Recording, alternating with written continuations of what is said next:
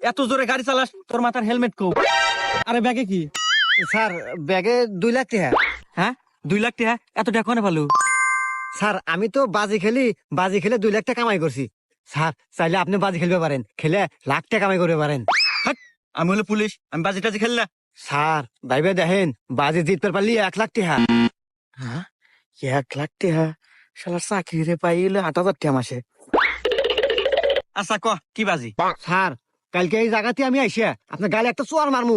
চোয়ার মারার পর আপনার শরীর পুরো লাল হয়ে যাবো। আর যদি লাল না হয় তাহলে আপনি 1 লাখ টাকা জিতবেন। হ্যাঁ আচ্ছা ঠিক আছে, যা আমি বাজি ধরলাম, যা।